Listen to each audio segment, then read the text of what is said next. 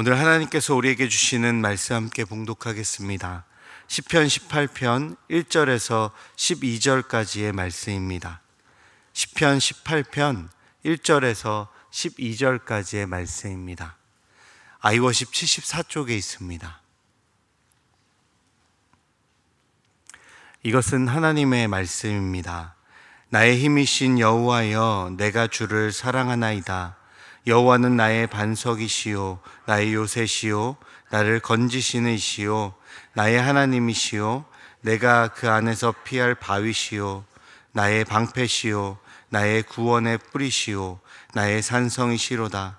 내가 찬송받으실 여호와께 아뢰리니 내 원수들에게서 구원을 얻으리로다. 사망의 줄이 나를 얽고 불의의 창수가 나를 두렵게 하였으며 스올의 줄이 나를 두르고 사망의 올무가 내게 이르렀도다. 내가 환난 중에서 여호와께 아뢰며 나의 하나님께 부르짖었더니 그가 그의 성전에서 내 소리를 들으시며 그의 앞에서 나의 부르짖음이 그의 귀에 들렸도다. 이에 땅이 진동하고 산들의 터도 요동하였으니 그의 진노로 말미암음이로다. 그의 코에서 연기가 오르고 입에서 불이 나와 사름이여 그 불에 숯이 피었도다. 그가 또 하늘을 들이우시고 강림하시니 그의 발 아래는 어두컴컴하도다. 그룹을 타고 다니시며 바람 날개를 타고 높이 솟아오르셨도다. 그가 흑암을 그의 숨는 곳으로 삼으사 장막같이 자기를 두르게 하시며 곧 물의 흑암과 공중의 빽빽한 구름으로 그리하시도다. 그 앞에 광채로 말미암아 빽빽한 구름이 지나며 우박과 숯불이 내리도다. 아멘. 우리가 살아가는 삶의 현실은 호락호락하지 않습니다. 고통과 위험이 다가오는 것이 우리의 삶의 실제이기 때문에 그렇습니다. 멀리서 보면 다 행복해 보이는 사람들도 가까이 들여다보면 참 힘들게 살아간다는 것을 알게 됩니다.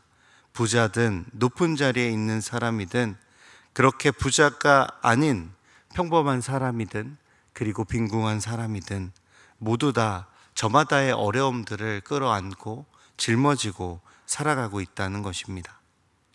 이것은요, 그리스도인들도 예외는 아닌 것 같습니다.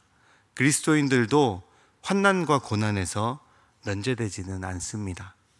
때로는 원수의 조롱과 위협 앞에 서게 되는 것이 그리스도인들의 모습, 그리스도인들의 삶이기 때문입니다.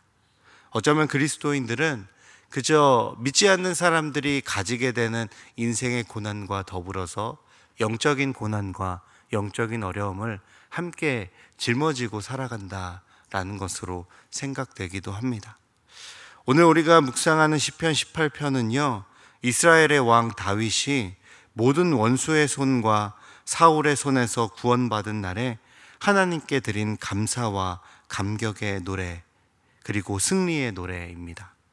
다윗의 삶은 어린 시절 골리앗과의 싸움부터 시작해서 평생을 전쟁터에 있었고 끊임없이 사울 왕에게 쫓기는 도주와 전투의 연속이었다고 볼 수 있습니다. 이러한 다윗의 전생애 동안 겪은 고난과 그 고난을 넘은 승리를 신학적인 틀 안에서 해석한 왕의 감사시가 바로 시편 18편이라고 생각하시면 됩니다. 오늘 본문 4절과 5절의 내용을 보시면 다윗은 자신이 사망의 줄에 에워싸이고 불의의 창수에 휩쓸려 사망의 올무에 갇힌 절박한 상황에 놓여 있었다라고 말하고 있습니다. 다윗의 상황이 아주 극한의 현실이었다라는 것입니다. 우리가 힘들면 죽겠다라고 말하잖아요. 다윗이 바로 그런 상황 가운데 내몰려 있었다라는 것입니다. 평생을 전쟁과 쫓김과 그런 두려움들이 끊이지 않는 현실을 살았다는 것이죠. 이런 때에 다윗이 어떻게 반응했을까요? 오늘 본문 6절의 말씀을 보면 다윗의 반응이 있습니다. 6절의 말씀 함께 읽어보겠습니다. 내가 환난 중에서 여호와께 아뢰며 나의 하나님께 부르짖었더니 그가 그의 성전에서 내 소리를 들으심이요 그의 앞에서 나의 부르짖음이 그의 귀에 들렸도다. 아멘. 다윗은 극한의 고통과 고난, 죽을 것 같은 괴로움의 현실 속에서 하나님께 아뢰며 하나님께 부르짖고 있습니다. 아주 절박하게 하나님을 찾았다라는 것을 알 수 있습니다. 사무엘서의 내용들을 우리가 읽어보면 다윗이 하나님께 물었다라는 표현들이 아주 자주 등장합니다. 도망가는 순간순간마다, 무언가를 결정해야 되는 순간순간마다 다윗은 하나님께 묻고 하나님을 찾았습니다. 다윗은 기도를 거듭하며 하나님께서 내 기도를 들으셨다는 확신까지 나아가게 됩니다. 오늘 본문에서도 그렇죠. 내가 환난 중에 여호와께 아뢰다, 하나님께 부르짖었다 그랬더니 성전에서 내 소리를 들으셨다, 나의 부르짖음이 그의 귀에 들렸다라고 고백합니다. 그저 기도를 하며 자신의 힘겨움을 털어놓는 것으로 끝난 것이 아니라 이 기도를 하나님이 듣고 있다라고 하는 확신 가운데 나아가게 됐다는 것입니다. 기도는요, 나의 소원, 나의 바람, 나의 기대가 이루어지게 만드는 만능 주문이 결코 아닙니다. 기도는 하나님께 나의 마음을 아뢰며 나의 마음이 하나님께 상달되었고 하나님이 나의 마음을 아신다라고 하는 이런 관계성이 깊어지는 영적인 통로인 것입니다. 기도의 사람 이엔 바운즈는요, 기도의 목표는 하나님께서 들으시는 것이다 라고 했습니다. 기도의 목표는 하나님께서 들으시는 것이다.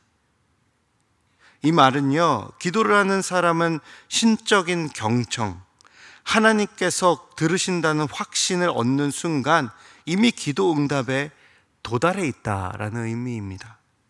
본문 6절의 말씀이 이를 우리에게 정확하게 보여주고 있는 겁니다. 사랑하는 여러분, 무엇 때문에 기도의 자리에 나오셨습니까? 무엇 때문에 어깨가 무겁고 두려우며 눈물이 흐르고 먹먹하십니까? 하나님께서는 오늘도 나의 작은 신음을 듣고 계십니다.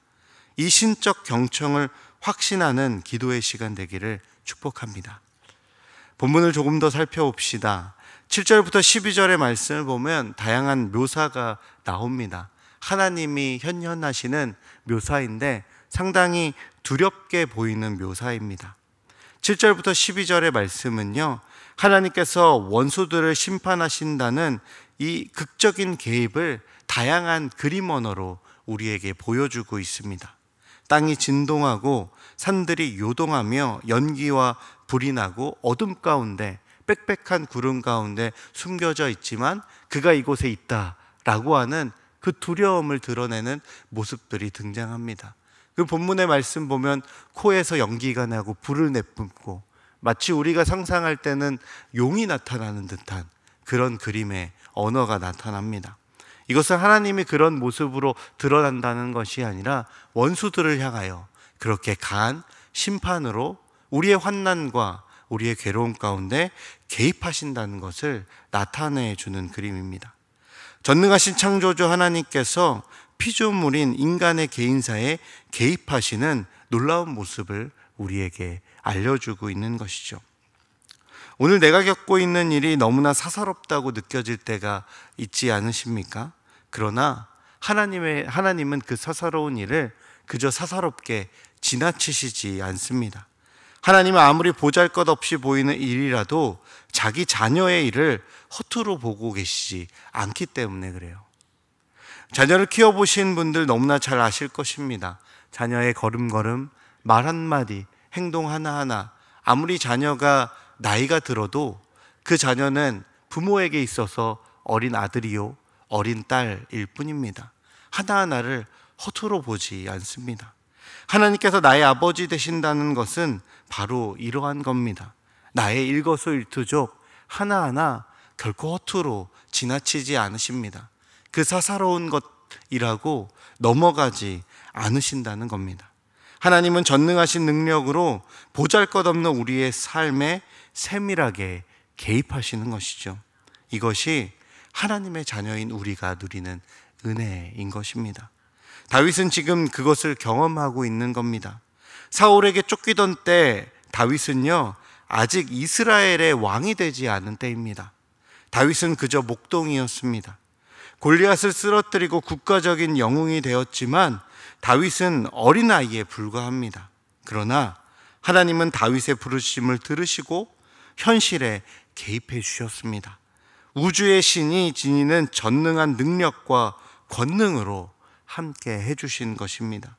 오늘 하나님을 아버지로 고백하는 우리에게도 하나님은 응답하시고 신적 개입을 행하실 줄로 믿습니다. 다윗은 이 놀라운 개입을 경험하게 되면서 하나님께서 고난 중에 절대적인 피난처 되셨음을 고백합니다. 다윗은 이것을 8가지의 강력한 비유를 통해서 강조하고 있습니다. 2절의 말씀을 우리 함께 읽어보겠습니다. 2절입니다.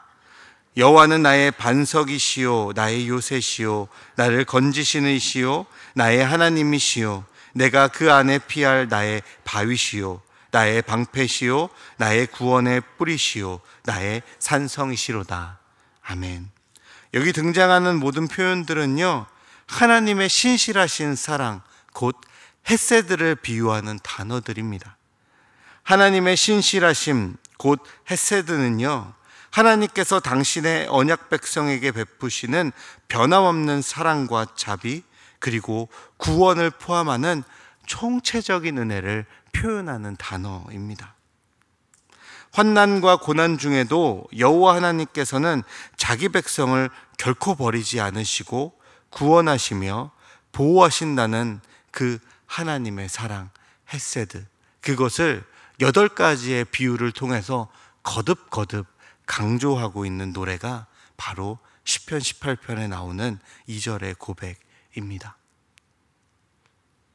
다윗은 이 고백을 하나의 표현으로 종합하고 있는데요, 그 종합하는 고백이 뭐냐면 바로 1절의 고백입니다. 오늘 본문 1절의 말씀 우리 함께 읽어봅시다. 나의 힘이신 여호와여 내가 주를 사랑하나이다. 아멘. 다윗은 자신의 승리, 자신의 회복, 자신이 받은 구원을 하나님을 향한 사랑으로 고백하고 있는 겁니다. 이를 반대로 말한다면 여호와 하나님께 사랑한다 고백하는 것이 우리의 진정한 승리요 회복이며 구원이다 라는 것입니다. 오늘 시편 말씀의 시작 자체가 이 1절의 말씀입니다.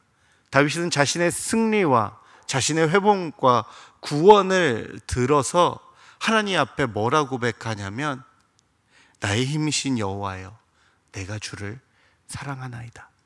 승리의 고백, 구원의 고백이 하나님을 향한 사랑의 고백으로 응축되어지고 있는 것입니다. 사랑하는 여러분, 하나님을 사랑하십니까? 그렇다면 우리는 이미 승리했습니다. 하나님을 사랑하십니까? 그렇다면 우리는 이미 회복되었습니다. 하나님을 사랑하십니까? 그렇다면 우리는 이미 구원의 기쁨을 누리고 있습니다. 스쳐 지나가는 길에서요, 이런 글귀를 본 적이 있습니다. 사랑한다 라고 말하는 순간 그 사랑이 시작된다. 오늘 우리가 기도하며 하나님께 사랑합니다 라고 입술로 고백하는 순간 하나님의 크고 놀라운 사랑의 역사가 우리의 삶의 현실이 될 줄로 믿습니다. 하나님의 사랑으로 보호받고 하나님의 사랑으로 인도받으며 하나님의 사랑으로 진정한 인생의 승리를 누릴 수 있게 된다는 것입니다. 나의 힘이신 여호와여 내가 주를 사랑하나이다. 이 고백을 오늘 하루 그리고 평생 동안 기억합시다. 다 함께 찬송가 73